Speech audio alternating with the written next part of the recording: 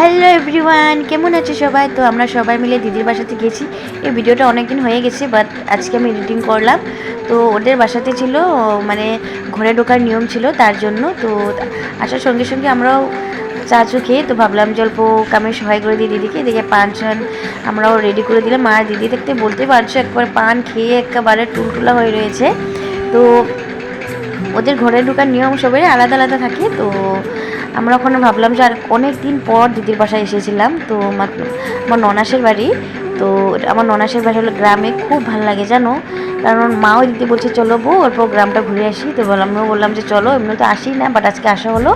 তো গেলাম, গ্রামটা খুব ভালো লাগে জানো, কারণ গ্রামে সব কিছু দেখা যায়, অনেক কিছু বলার মতো নেই, আরও অনেক কিছু। আর দিদির বাসাতে অনেক কিছু আছে এদিকে, মানে অনেক ক্ষেত করে ওরা, খুব ভালো লাগে। ঝিঙ্গা কো, ধুন্দুল কো, অনেক কিছু খুব ভালো লাগে। তো আমার এসে আবার খুব ভালো লাগলো। আর গাছগাছালির পরিবেশ কি বলবো, কি যে ভালো লাগে না, একদম বলার মতো নেই। তো ভাবলাম যে আমরা অনেক রাত্রিবেলাকে থাকিনি, কারণ আমরা সন্ধ্যা হতে বাড়ি চলে গেলাম, কারণ ওদের নিয়ম বলে অনেক হাঁটতে লাগে। ওরা কি বলবো আর একটা কথা, মানে ঘর ঢোকার নিয়মটা মানে অনেক জল ভরে, মানে কী কী নিয়ম করে আমি জানি না।